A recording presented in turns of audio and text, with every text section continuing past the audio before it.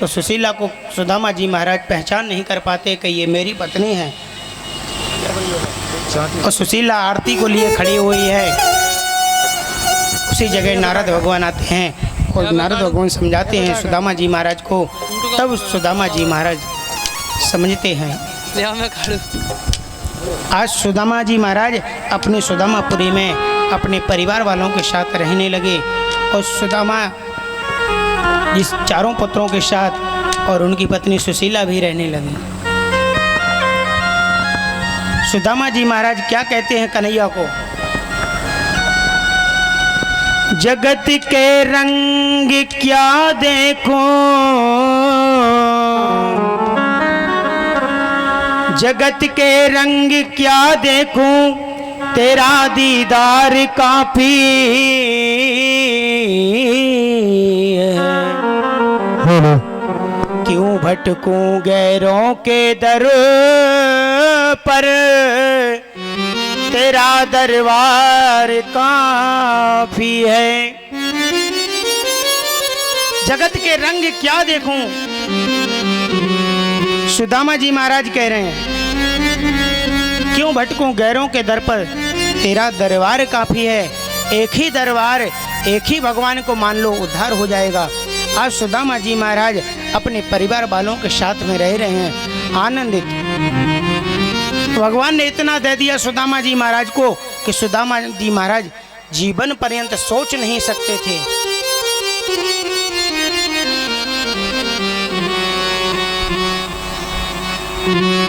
धन्य है वो सुदामा, धन्य है वो कन्हैया कि सुदामा को इतना दिया। बोलिए भक्त और भगवान की जय। जय हो। यहाँ द्वारकाधीश भगवान अपने द्वारका में रह रहे हैं पटरानियों के साथ और सुदामा जी महाराज भगवान का चिंतन करते हैं और भगवान का भजन करते हैं, अपनी सुदामापुरी में रह रहे हैं। देखिए कुछ ही समय बाद यहाँ राधा रानी और कन्हैया आएंगे। हमने आप लोगों को बताया था कि कन्हैया कल होली खेलेंगे। द्वारकाधीश भगवान द्वारकापुरी में हैं और कन्हैया राधा रानी जब होली खेलने के लिए आएंगे तो सब लोगों को ऐसा भाव बनाना कि कन्हैया हमारे समक्ष हैं, लेकिन अभी कुछ 10-15 मिनट बाद आप लोग कन्हैया के साथ होली खेलेंगे। इसी बीच में सुखदेव जी महाराज राजा परीक्षित को कथा श्रवण करा रहे हैं और राजा परीक्षित को 7 दिन का श्राप लगा है और 7 दिन का श्राप हम और आपको भी लगा है। परीक्षितो राजा पुत्रो जन विजयितः, मुक्ति हेति गंगा तटो श्री कृष्ण सुखदेव। सुखदेव जी महाराज राजा परीक्षित को कथा श्रवण करा रहे हैं, 7 दिन का श्राप लगा है। जैसे ही सुखदेव जी महाराज ने कहा हे राजन तुम मरोगे क्या हो, राजा परीक्षित जी महाराज कह रहे हैं सुखदेव जी महाराज से क्या कह रहे हैं, हे प्रभु आप तो कह रहे थे कि जीव कभी मरता नहीं है, जीव सिर्फ इस तन से निकलकर दूसरे तन में प्रवेश होता है और दूसरे तन से तीसरे तन में प्रवेश होता है। जिस प्रकार पुराना वस्त्र हो जाता है उसको निकाल कर रख देते हैं, नया वस्त्र धारण कर लेते हैं, इसी प्रकार ये जीव के लिए क्या है, अपना शरीर ये वस्त्र है, जब ये पुराना हो जाता है तो इसमें से जीव निकल जाता है और नया वस्त्र में धारण वह जीव प्रवेश हो जाता है।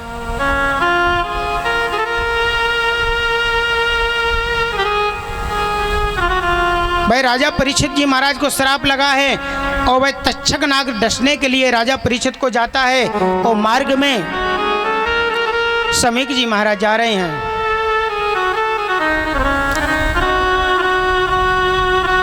भाई संत बने भगवान समीक जी महाराज उस मार्ग से निकलते हैं, उसी मार्ग से तक्षक जाता है और तक्षक कहाँ जा रहा है, राजा परीक्षित को डसने के लिए।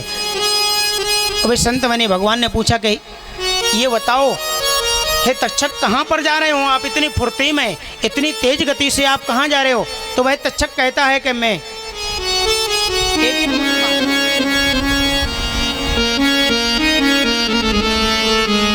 तक्षक कहता है जिस राजा को 7 दिन का श्राप लगा है, हे ऋषि मुनिवर, उस राजा को डसने के लिए जा रहा हूं। आज वो संत बने भगवान क्या कहते हैं, हे तक्षक, उस राजा को तुम नहीं डस पाओगे।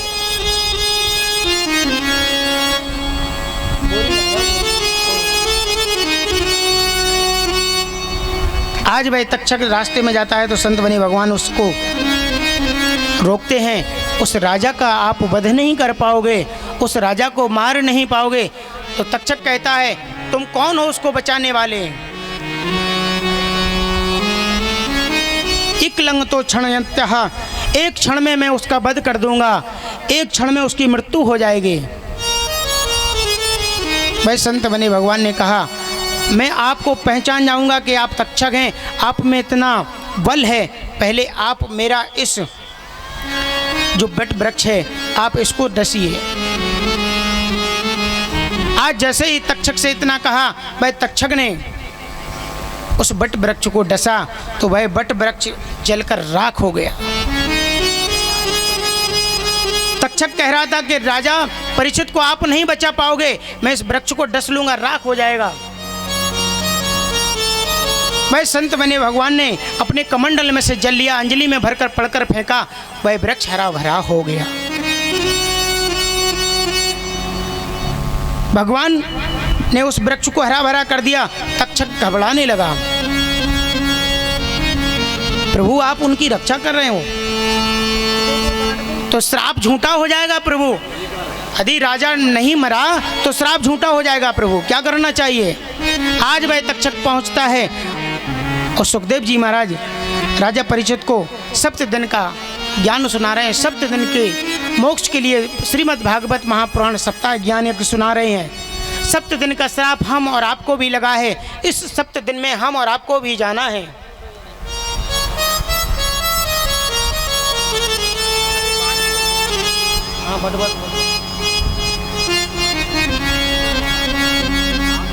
आज जैसे ही राजा हाथ जोड़कर गंगा के तट पर अपने मोक्ष का मार्ग खोलने वाले हैं, श्रीमद् भागवत महापुराण सुन रहे हैं राजा परीक्षित जी महाराज, भाई तक्षक जाता है। देखिए तक्षक जाता है और राजा को डसता है। जब वह राजा को डसता है तो उसमें से जीव निकलकर दूसरे जीव में भगवान की ज्योति में विलीन होता है।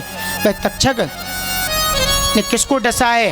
राजा परीक्षित के अंग को डसा है, शरीर को डसा है, बल्कि जीव को नहीं डसा है।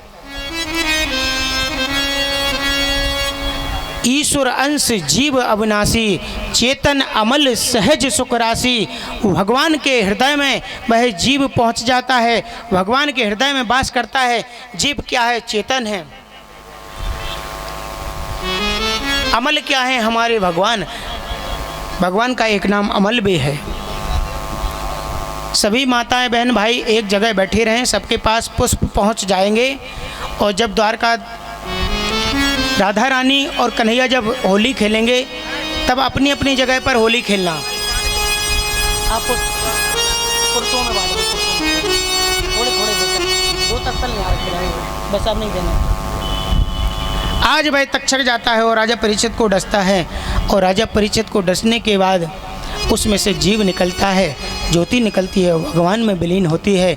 बोलिए भक्त और भगवान की जय हो, परीक्षित जी महाराज की जय हो। आज भगवान ने राजा परीक्षित का भी उद्धार किया और हम और आप भी यहाँ पर 7 दिन का ज्ञान सुन रहे थे, 7 दिन की भगवान की चर्चा सुन रहे थे। 7 दिन का हम और आपको भी श्राप लगा था, उस श्राप से मोक्ष होने के लिए भगवान के धाम में बैठे हुए थे कि इस श्राप से मुक्त हमको भी कर दो प्रभु। आज भगवान ने अपने धाम में बुला लिया राजा परीक्षित को, और सुखदेव जी महाराज भी अपने धाम को जाते हैं। व्यास पूजन करवा दें। हमारे जो परीक्षित जी हैं वो व्यास भगवान का पूजन करेंगे खड़े होकर। और यहाँ राजा परीक्षित का उद्धार हुआ है, 7 दिन के श्राप से मोक्ष हुए हैं।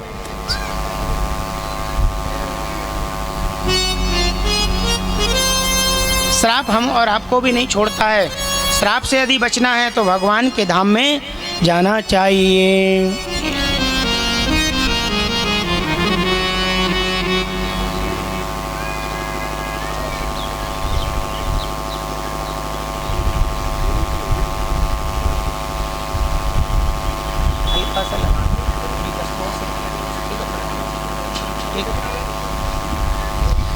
आज राजा परीक्षित का भी उद्धार हुआ है और सुखदेव जी महाराज यहाँ अपने धाम में रह रहे हैं शुक्रताल में।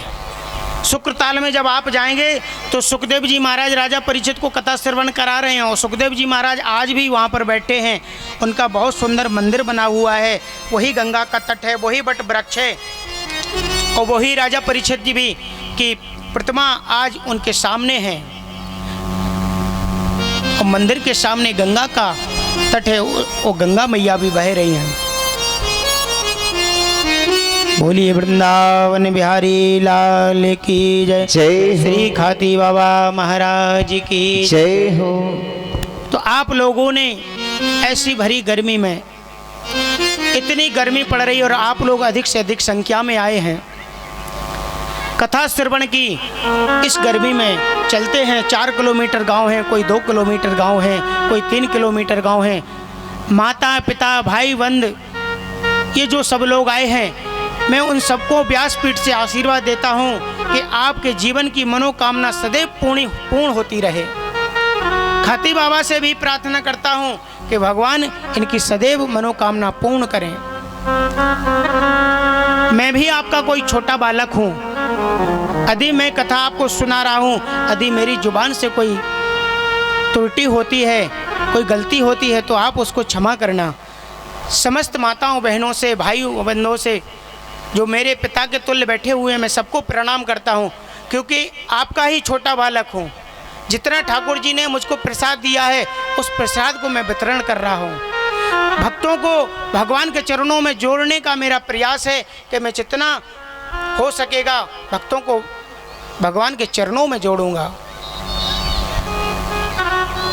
तो आप लोगों का स्नेह प्रेम इतना मिला, इस भरी गर्मी में आप अधिक से अधिक संख्या में आए, आपका जीवन धन हो। मैं राधा रानी से प्रार्थना करता हूँ, हे राधा रानी, जो भी भक्त यहाँ कथा श्रवण करने के लिए आए हैं उनका जीवन धन हो, उनकी मनोकामना पूर्ण हो, उनके कोई कार्य में कोई विघ्न ना आए और जो भक्त नहीं आए हैं उनकी भी मनोकामना पूर्ण हो।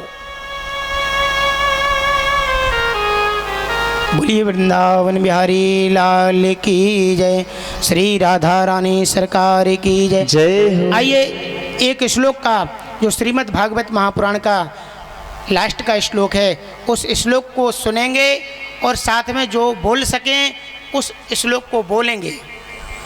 इस श्लोक का बहुत ही बड़ा महत्व है, पूर्ण कथा सुनने का फल प्राप्त इस श्लोक से हो जाता है। सभी लोग हाथ जोड़कर बैठेंगे और सुनेंगे। नाम संकीर्तनम, नाम संकीर्तनम, यस्य सर्व पाप विनाशनम, प्रणामो दुख समनादम, नमामि हरिं परम, नमामि हरिं परम, नमामि हरिं परम। बोलिए वृंदावन बिहारी लाल की जय, श्री राधा रानी सरकार की जय। अब देखिए आपके बीच में कन्हैया आने वाले हैं, तो आप ये बताओ कन्हैया के साथ होली कौन कौन खेलना चाहता है? सब लोग खेलना चाहते हैं। पुष्प आ गए सबके पास में, फूल हैं? बाजार से किस किस ने मंगाए थे? फूल मंगाए थे किसी ने?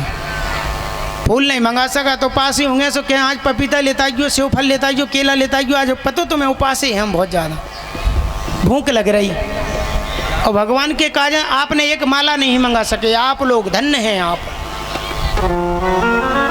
आपका श्रृंगार खत्म हो जाएगा, फेयर एंड लवली खत्म हो जाएगी तो एक दिन पहले मंगा लेंगे और पतिदेव को लेकर आना पड़ेगा क्योंकि खत्म हो जाएगी फेयर एंड लवली, दूसरे दिन नहीं लगा पाएंगी तो भोजन नहीं मिलेगा। सब भक्तों से मेरा निवेदन है, जहाँ पर भी ठीक है, इस बार आप लोगों से भूल हुई है। कथा हो रही हो, फल लेकर जाना चाहिए, फूल लेकर जाना चाहिए, जो तुम्हारी श्रद्धा हो। पत्रम पुष्पम फलम तोयम। भगवान ये नहीं कहते कि आप हमको धन दो, पत्र भी तोड़ कर लेता हो। भगवान कहते हैं पत्र तोड़ कर लाओगे, हम उसको भी स्वीकार कर लेंगे। तो आज से आप लोग याद रखना, जहाँ पर भी कथा हो, एक ना एक परिवार का बाजार में जाता ही रहता है, कोई ना कोई। बाजार से फल मंगवाओ, फूल माला मंगवाओ, भगवान को अर्पण करो। जब आप भगवान को अर्पण करोगी तो आपके पुत्र देखेंगे कि हमारी मैया भगवान का पूजन कर रही हैं, हमारे पिताजी पूजन कर रहे हैं। अच्छा, बीड़ी बिंडल गुटखा गांजा दारू की ये सब बढ़ा जाए, देखो कि कहाँ पहुँचाते, रेंगाते रेंगाते जाओ।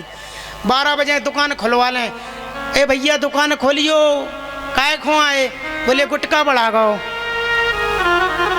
गुटखा को पहुँच जाए, बिंडल को पहुँच जाए, माता बहन का श्रृंगार खत्म हो जाएगा, बाजार चले जाएंगे।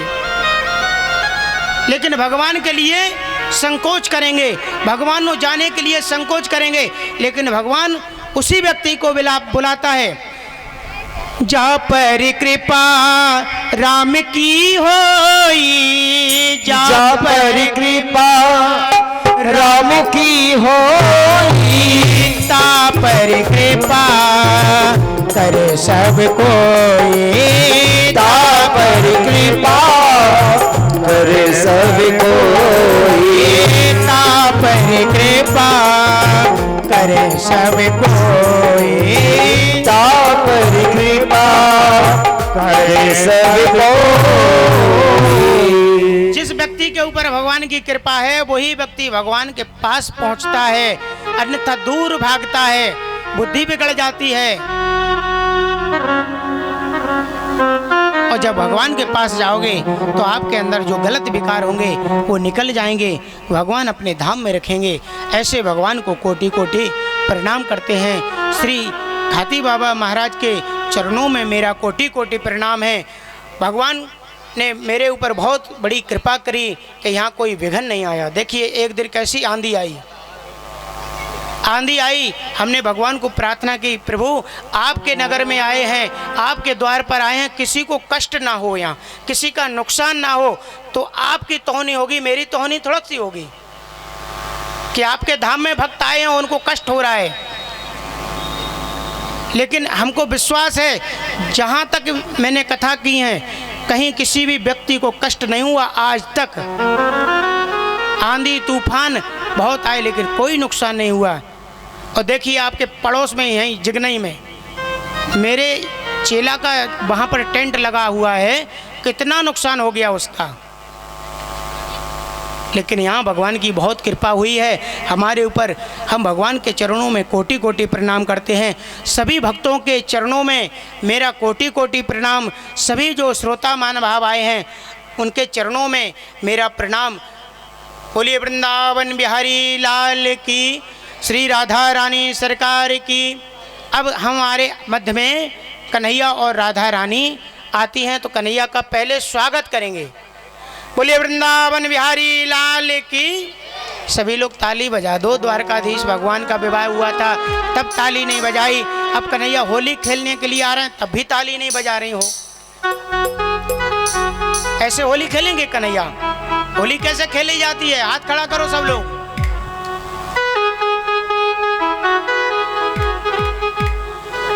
और सभी भक्त जो उनके पास में पुष्प हैं वो अपनी अपनी जगह पर नृत्य करेंगे और कन्हैया यहाँ सामने करेंगे। कन्हैया के साथ में कोई नहीं आएगा, अपनी अपनी जगह पर नृत्य करेंगे, बड़ा आनंद आएगा।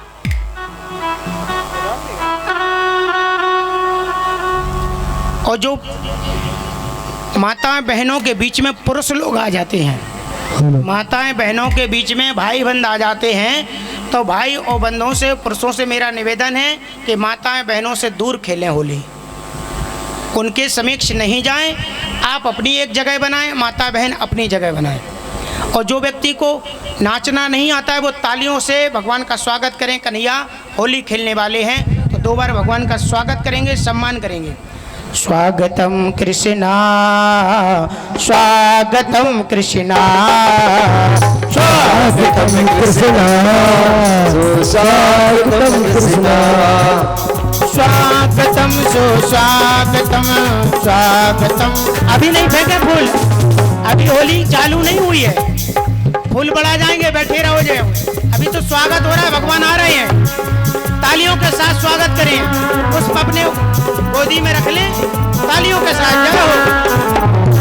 स्वागतम सुस्वागतम सनिनागतम कृष्णा, स्वागतम कृष्णा, स्वागतम कृष्णा, स्वागतम कृष्णा, सुस्वागतम।